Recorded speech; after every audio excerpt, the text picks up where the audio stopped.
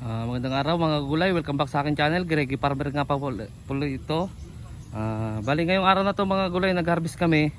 Gawa nga ng dapat 30 pang harvest namin, pero ngayon 28 harvest na kami. Gawa nga ng baka daw wala nang bumili, sabi nga ng buyer ko. Kaya ano siya, 28 nag-harvest na kami. Nag-harvest na kami mga kagulay. Bali pang 6 na harvest. 2 days lang pagitan mga kagulay. Gawa nga ng magbabagong taon, kaya pinaharvest na niya. Kasi baka kapag di naman namin harvest, hindi na niya kuhanin mga kagulay. Pero ngayon mga kagulay ay di pa tapos dito mga kagulay. Kumbaga tinigil muna nila. Simula dyan hanggang doon mga kagulay, hindi pa tapos. Yung nandun lang ang tapos mga kagulay. Banda doon ang tapos mga kagulay. Yan. So, makikita nyo, papakita ko sa inyo mga bunga niya mga kagulay. Mga bunga niya mga kagulay. Yan siya. Yan yung mga bunga niya mga kagulay. Yan. Yan, hindi pa tapos dito harvestin mga kagulay. Yan, sa isang puno, 3, pero yung mga iba walang makukuha. Katulad ng puno na yun mga kagulay, walang makukuha. Ito, wala rin makukuha dyan mga kagulay. Ito, meron makukuha isa. Ganyan. Bali, nung nakarang harvest pala mga kagulay ay nang harvest natin doon ay 500 plus mga kagulay. Gawa nga sa kabila hindi pa nakukuhanan masyado doon mga kagulay. Tapos ngayon medyo bababa na naman to mga kagulay. Gawa nga nang hindi naman makukuhanan doon din. Tapos dito 2 days lang yung pagitan mga kagulay. Papakita ko sa inyo yung harvest na namin mga kagulay. Nandito siya doon sa may ginagawang kubo. Doon muna namin inano mga kagulay. Bali nung Martes nag-harvest, tapos ngayong Webes nag-harvest mga kagulay. Pero hapon namin in-harvest mga kagulay. Yan. Yan, wala pa rin tigil ang ulan dito mga kagulay. Yan pa rin ng tubig. Pakita natin doon mga kagulay yung harvest. Bali pang 6 na harvest mga kagulay. Punta muna tayo dito, tingnan natin yung nandito mga kagulay. Yan, tubig-tubig talaga siya mga kagulay. Gawa nga ng ulan-ulan pa rin dito sa amin. Yung mga ibang calyx niya may pungus na mga kagulay. Hindi talaga may iwasan yun. Gawa nga ng ulan-ulan dito. Kuminsan nga sinisingitan ko na lang talaga siya mag-spray. Kahit kaka-spray lang halimbawa ng fungicide, tapos uulan ulit 2 araw, i-sprayan ko ng pangatlong araw. Kapag hindi umulan, sinisingitan ko siya mga kagulay.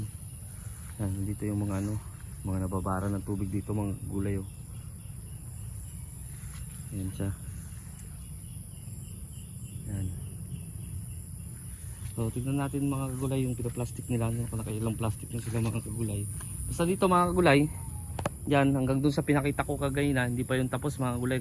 Tinigil nila hapon na, bukas na lang na umaga. Para kaya namin sinimulan ngayon. Bukas sana namin na-harvestin to mga kagulay, 3 days sana, pero na-harvest na namin kasi yung buyer ko, kumbaga nakiusap siya na dapat maihatid na ng mga alas 9:30 mga kagulay, kaya alas 9 para makuha din sa kanya kagad ng mga customer, para hindi rin sa ma-stock dun sa tindahan niya mga kagulay. Kaya sinimulan namin ngayon kasi kapag bukas harvestin pa ng umaga, baka anong oras na naman may hatid sa customer ay sa buyer, baka alauna, alas 2 na naman. Ibig sabihin nun kinabukasan na naman niya may didispatch siya mga kagulay. Kaya kailangan bukas mahatid na doon yung talong ng mga alas 9 para alas 9:30 ang tagkuha ng mga customer niya, maubos kagad lahat mga kagulay. Napapakita ko sa inyo yung na-harvest na inaano nila mga kagulay. Pina-plastic na nila.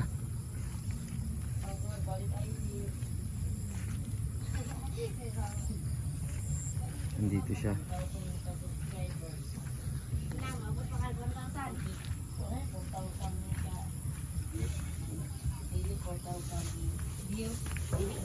Watch our. Ayan siya mga kagulay. Yan, meron na rin na plastic. 1, 2, 3, 4, 5, 6, 7. 7 na yun ng plastic mga kagulay. Nasa 105 na. Tapos meron pa to. Tapos meron pa dun harvestin bukas nga na umaga. Sana nga medyo marami pa rin mga kagulay. Sana kahit umabot lang ng 400 ulit, masaya na ako mga kagulay. Kahit pa paano meron. Ang presyo sa amin dito mga kagulay 30 ang kuha. Mura pa rin siya mga kagulay, hindi katulad sa ibang lugar na maabot na ng 60, 70, pero dito sa doon sa San Franz 30 pa rin ang kuha ng bayad. Di ko nga alam mga kagulay kasi kung tutusin, halos nabahaan lahat ng dito sa Caraga. Hindi ko alam kung bakit 30 pa rin. Ang dahilan naman mga kagulay, may bumabagsak daw na na taga Maragusan. Pero nagtanong-tanong naman ako sa Barubo, 35-40 naman ang kuha doon. Pero ayos lang yun mga kagulay. Pag dumami naman to ay sa Leyte na to ibabagsak mga kagulay. Yan siya mga kagulay. Magaganda pa rin yung bunga niya mga kagulay. Makikita nyo. Yan. Yan siya mga kagulay. Green na green pa rin yung calyx niya. Although meron ako nakita na meron na tamaan na ng ito mga kagulay. Kaya kailangan na natin ayan Ayan siya.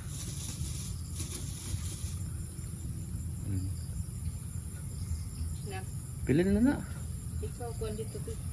Ayan siya. Sana nga umabot pa rin ito ng Hindi ko lang may pakita sa inyo kung ilan talaga lahat.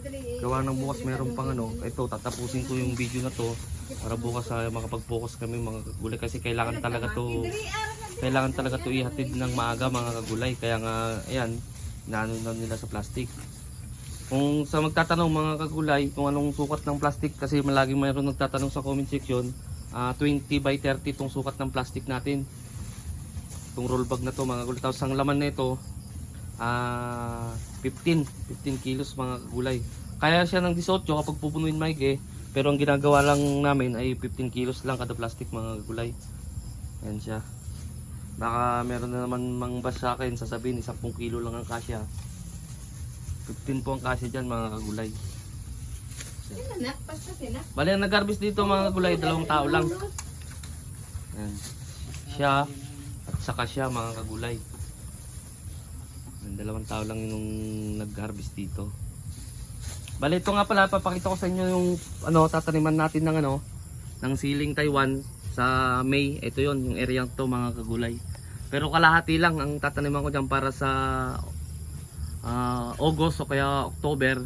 Yung kalahati sili pa rin mga kagulay para yun nga yung sinasabi ko sa inyo, diskarte lang para makaabot tayo kung makatama tayo ng magandang presyo mga kagulay kasi ito nasa 3/4 siguro to itong areang to mga kagulay kaya kalahati lang munang tataniman.